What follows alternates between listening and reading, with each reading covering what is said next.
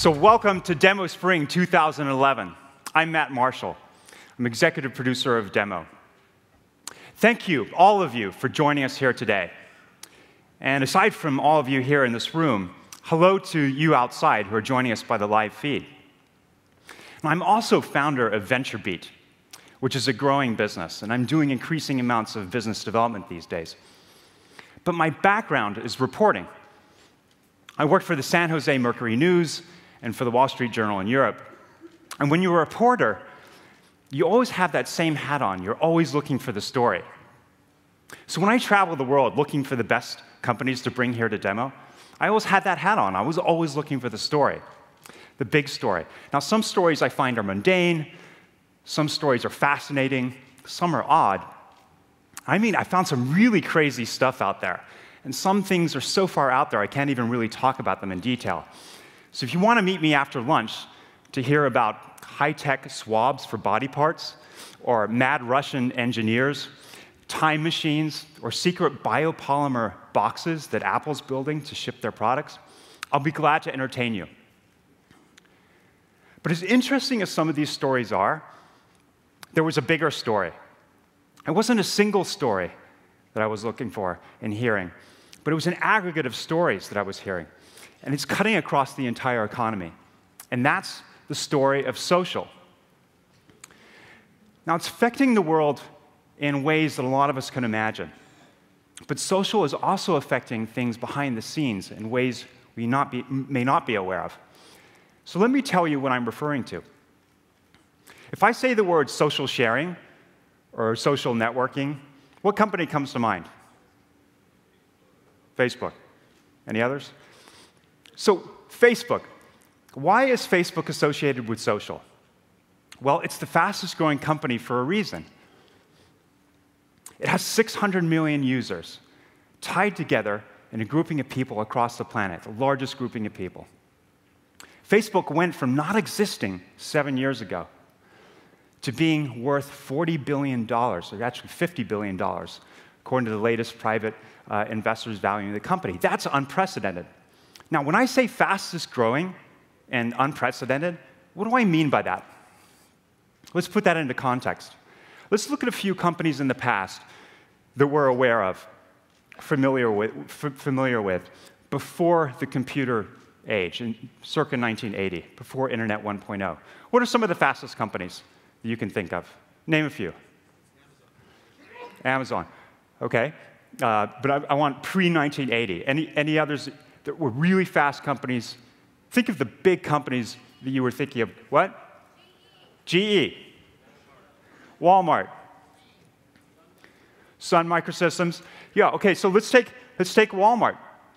Sam Walton opened his first store 60 years ago. You know what? It took almost 30 years to reach $1 billion. It was 29 years, hit $1.2 billion. IBM. So I was born in 1966. Late 1966, or 60s and 70s, there was one company that symbolized fast growth, big company, right? IBM was a breakthrough company, symbolized that. Poster child. How long did it take, Big Blue, do you think, to reach $1 billion in sales? It was a juggernaut, right? I mean, it must have been making $1 trillion at some point. But IBM was first created in 1911, 100 years ago. It took almost 46 years to reach $1 billion in gross income. That's almost half a century. Now, I know this isn't apples to apples, right? I mean, because of inflation, and dollar-to-dollar comparison isn't the same. But let's use it as a rough measure. $1 billion in revenue. Facebook hit $1.86 billion. I think that's the word on the street. Almost $2 billion within 6 years. IBM took half a century. So hugely successful companies take a very long time to grow. Now, let's go to the era post-1980. Let's talk about some of the companies that were fast-growing. Now, again, before the latest era of social networking companies. But what are some of the companies you can think of that were really fast-growing post-1980? Microsoft. Jack. Wayne? Compaq, Starbucks, Apple, Dell. Compaq, 30 years ago, that company really set a record at the time. It reached $1 billion in sales within 5 years. It was a freak of a company at that time. 1982, it didn't exist. 87, $1 billion in sales. Now, that's comparable to Facebook's speed, right? We were just talking about Facebook. But Compaq's run then slowed, and its market value tapered off. It didn't come close to Facebook's ramp. It petered out about $1 to $5 billion in those days in terms of market cap. Now, 15 years ago, not sure if anyone mentioned eBay, but eBay was the rising star. It took 6 years to reach $1 billion in sales. It was valued at about $18 billion, but its market cap also tapered off around that time. What about Google? Didn't hear Google. Maybe somebody mentioned it. But surely it was a breakout company. Unprecedented growth. And its trajectory hasn't been tapered, right? It reached $23 billion within 8 years of being founded. That was awesome for the last decade. But even that pales compared to what we saw at Facebook, which, as mentioned, is worth, according to its private investors, about $50 billion. Again, that's on paper, and it's private investors, so it's not an airtight comparison. But even by these buzzy standards, we've never seen this before. Facebook's implied value is twice that of Google at the same time of its life cycle. So why is this? What's going on at Facebook that has pushed its value into warp speed compared to these other historical examples, right? So if the internet was the greatest invention and creator of wealth of all time, and eBay was riding that, and Google, the on-ramp to the web of 1.0 at that time, what is it that Facebook is doing that gives it more mojo? What possibly could it be doing? Well, Facebook introduced the underpinning of the social web, right? I mean, it introduced the sharing of links, of photos, of interests that we're all aware of. This is the word of mouth, made virtual. So from the dawn of man, the word of mouth has been speeding up. Remember the troubadours that would go from town to town? You'd read about how they were telling stories before books were invented. Well, social media has made this word of mouth speed up even faster. And Facebook has social at its core. So now when we talk about Facebook as the operating system of the web, Facebook's graph lets applications spread themselves faster than they've ever been able to spread before. So let's talk about that. As fast as Facebook's growth is, there are other companies. It doesn't mean that there are other companies that are like it. Zynga is a company that is making social games, using Facebook as a distribution channel.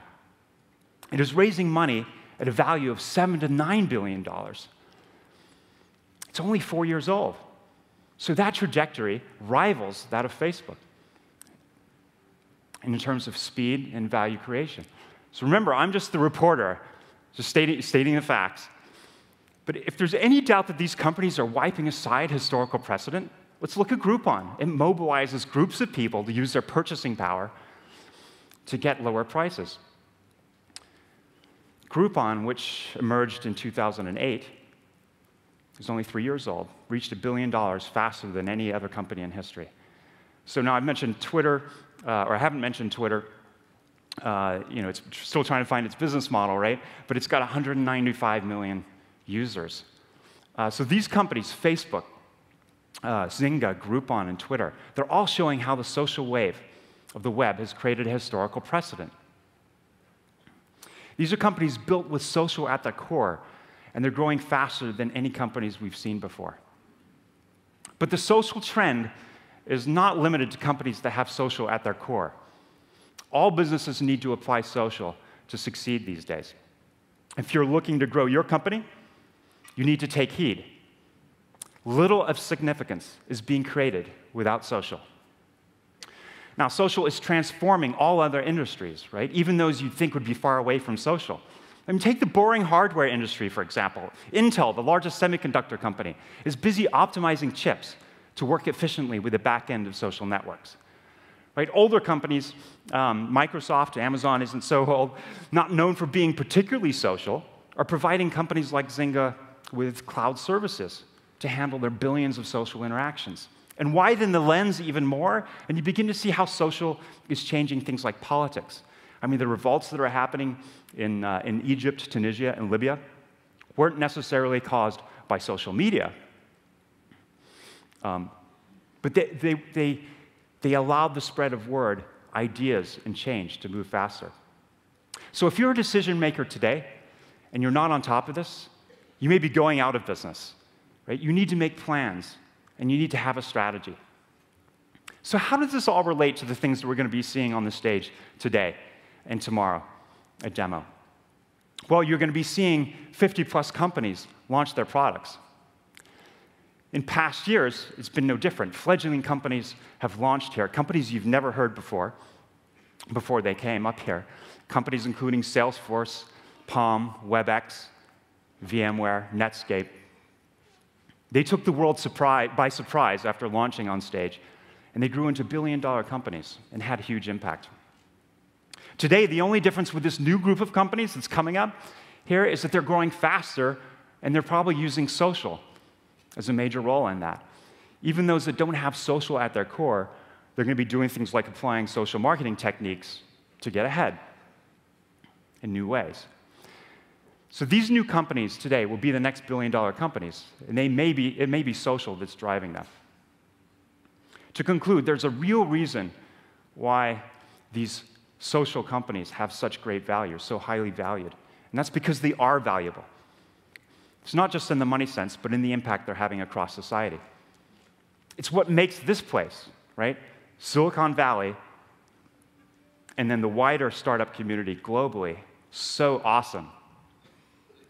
Now, as you see these companies launch today, keep an eye on just how social is playing a part.